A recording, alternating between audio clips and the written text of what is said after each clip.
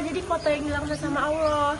Jadi pada beribu-ribu tahun yang lalu di sebuah lembah subur bernama kota Sodom, sana mataharinya selalu menyinari dengan cahaya yang sangat hangat.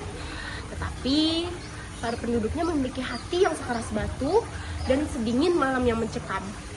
Kotanya itu makmur, kebun-kebunnya rimbun, para pedagangnya ramai. Tapi di balik semua kemakmuran itu terdapat sebuah rahasia yang sangat mengerikan. Orang-orang di sana menciptakan kemaksiatan yang sama sekali dalam sejarah kehidupan manusia pada saat itu tidak ada yang melakukannya. Mereka rela meninggalkan pasangan sahnya hanya demi melakukan hubungan sesama jenis dengan penuh hasrat dan penuh kesombongan. Tetapi di tengah hiruk pikuk semua dosa yang dilakukan oleh para kaum Sodom, berdirilah seorang pria bernama Lut. Dia bukan asli orang sana, tapi dia membawa risalah kebenaran. Setiap harinya dia berdiri di tengah keramaian dengan suara karau karena terus berteriak, "Wahai kaumku, tidakkah kalian merasa malu kepada Allah?" Di tengah hiruk pikuk semua dosa yang dilakukan oleh para kaum Sodom, berdirilah seorang pria bernama Lut. Dia bukan asli orang sana, tapi dia membawa risalah kebenaran.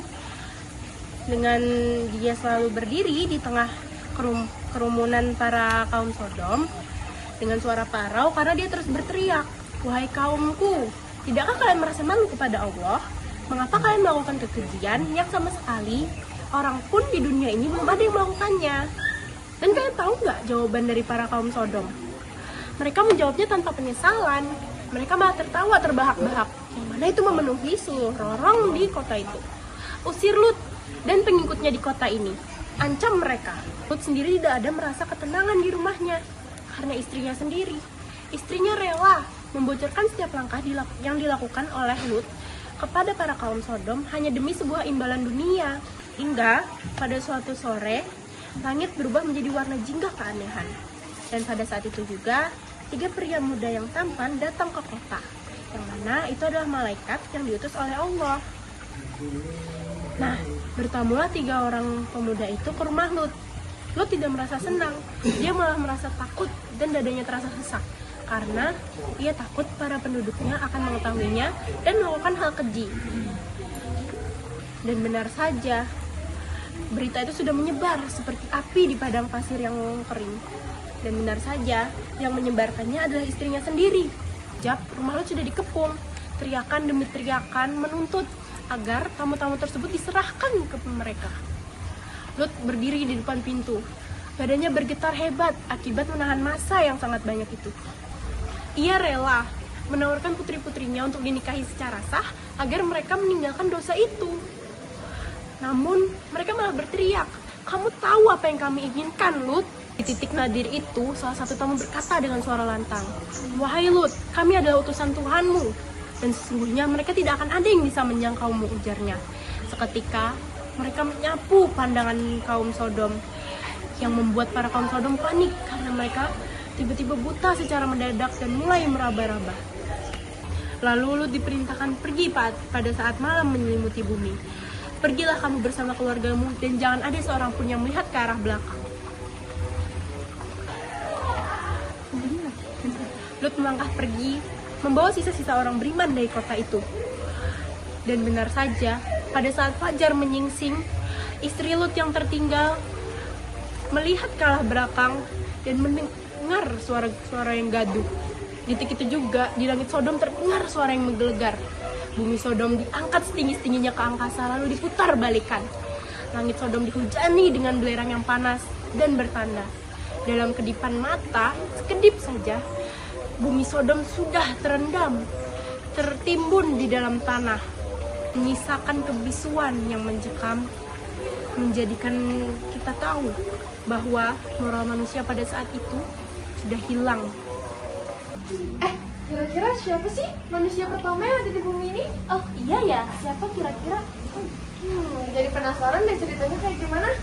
Pada awal mula kehidupan, Allah Subhanahu wa Ta'ala menciptakan Nabi Adam sebagai manusia dan nabi pertama. Allah menciptakan Nabi Adam dengan tanah yang diambil dari berbagai bagian bumi, lalu menyempurnakannya. Setelah itu, Allah meniupkan ruh ke dalam tubuh Nabi Adam, lalu Nabi Adam pun hidup atas kehendak Allah. Allah mengajarkan kepada Nabi Adam berbagai macam ilmu dan nama-nama segala sesuatu. Dengan ilmu itu, Nabi Adam memiliki kelebihan yang tidak dimiliki oleh makhluk lain. Allah mengajarkan kepada Nabi Adam berbagai macam ilmu dan nama-nama segala sesuatu. Dengan ilmu itu, Nabi Adam memiliki kelebihan yang tidak dimiliki oleh makhluk lain pada saat itu. Karena keistimewaannya, Allah memerintahkan kepada seluruh malaikat untuk sujud kepada Nabi Adam sebagai penghormatan tetapi tidak untuk menyembahnya. Namun, ada satu makhluk yang menolak sujud kepada Nabi Adam, yaitu iblis.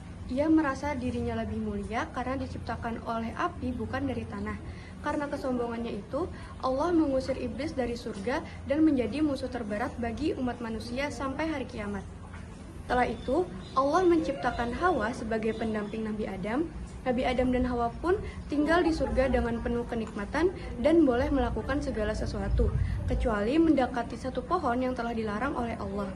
Iblis yang penuh kedengkian, ia membisikkan godaan kepada Nabi Adam dan Hawa. Ia berkata, "Jika engkau memakan buah dari pohon tersebut, maka engkau akan menjadi kekal selamanya." Nabi Adam dan Hawa pun tergoda oleh bisikan tersebut dan memakan buah yang berada di pohon tersebut yang sudah dilarang oleh Allah SWT. Allah yang Maha Pengampun, Ia mengampuni dosa Nabi Adam dan Hawa. Namun, Nabi Adam dan Hawa diturunkan dari surga dan tinggal di bumi untuk menjalankan kehidupan manusia. Di bumi, Nabi Adam dan Hawa mulai belajar untuk bercocok tanam, membuat tempat tinggal sendiri, membuat makanan, dan membesarkan anak-anaknya. Ia berkata kepada anaknya untuk selalu menjauhkan godaan iblis dan menyembah Allah SWT. Sebagai nabi pertama, Nabi Adam menjadi teladan bagi seluruh umat manusia. Ia menunjukkan bahwa manusia selalu mempunyai kesalahan, tetapi yang terpenting selalu bisa menyadari, menyesali, dan meminta mohon ampunan kepada Allah. Nabi Adam dan Hawa pun hidup bertahun-tahun dan mempunyai banyak keturunan, yaitu seluruh umat manusia yang berada di bumi. Dari kisah Nabi Adam, kita mulai menyadari bahwa godaan iblis adalah musuh terbesar bagi kita semua dan pintu taubat selalu terbuka bagi orang-orang yang ingin kembali ke jalan Allah. Kamu tau gak sih ada gitu nabi yang waktu kecil dia tuh udah lancar banget ngomong. Aku tahu. Siapa ya? Dia itu adalah Nabi Isa. Sejak ribuan tahun berlalu, sejak debu sadung mengendap di tanah Palestina yang diberkati, di bawah kekuasaan kerajaan Romawi yang kaku dan hukum kaum Farisi yang keras, ada seorang perempuan yang bernama Maryam. Ia mengasingkan diri ke arah timur. Ia sedang menanggung beban yang tak sanggup dipikul oleh logika manusia. Ia melahirkan seorang bayi tanpa pernah disentuh oleh di bawah pohon kurma yang kering. Dalam rasa sakit yang hebat, Maryam merintih kesakitan. Namun, di bawah kakinya muncul sebuah suara yang menghibur. "Hei, janganlah engkau bersedih hati. Air mengalir di sekitarnya. Buah kurma masak berjatuhan dari pohon yang tadinya layu." Keajaiban dimulai sebelum sang bayi menangis. Ketika Maryam kembali ke kotanya, sambil menggendong sang bayi, disitulah fitnah mulai bermunculan. "Wahai Maryam, sesungguhnya engkau telah melakukan hal yang sangat keji." Maryam hanya bisa tertunduk dan menunjuk sang bayi. Mereka tertawa. "Hahaha, kamu berbicara dengan bayi yang masih dalam ayunan?" Seketika suasana pun hening. Bayi tersebut mengeluarkan suara yang berwibawa, melampaui dari usia manusia. "Sesungguhnya aku adalah hamba Allah yang diberikan Alkitab, dan Allah menjadikanku seorang nabi." Disitulah orang-orang sekitar hanya bisa terdiam. Disitulah satu mukjizat yang membersihkan nama sang ibu. Nabi Isa tumbuh menjadi pemuda yang penuh roh suci dan kasih sayang. Ia berjalan di tengah masyarakat bukan untuk mencari kekayaan loh, melainkan untuk mengajak masyarakat kembali kepada Allah. Dengan kelembutan hatinya, ia mampu mengajak orang kembali kepada Allah. Lalu Allah memberikan banyak sekali mukjizat kepada Nabi Isa. Di antaranya ada mukjizat yang mampu membentuk seekor burung dari tanah liat. Dengan meniupkannya, burung itu mampu hidup serta terbang ke langit. Lalu ada lagi loh mukjizat lainnya. Di antaranya Nabi Isa mampu menyembuhkan orang yang mempunyai buta sejak lahir dan orang yang mempunyai penderita penyakit kusta. Dengan atas izin Allah, orang-orang itu kemudian mampu hidup serta sehat kembali.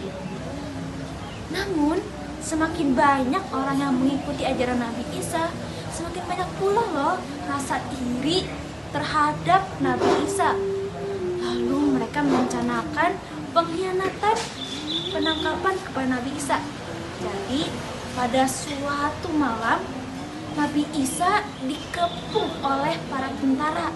Namun, atas izin Allah, Nabi Isa kemudian diangkat ke langit. Lalu Allah menyerupakan Nabi Isa yang mirip di tanah. Nah, dengan ini kisah Nabi Isa mengajarkan kita tentang kebaikan, kejujuran, dan kasih sayang kepada sesama. Oleh sebab itu, orang-orang yang masih sampai sekarang mengikuti ajaran Nabi Isa, mereka merasakan ketenangan hati akan perbuatan Nabi Isa. Sekian dari saya.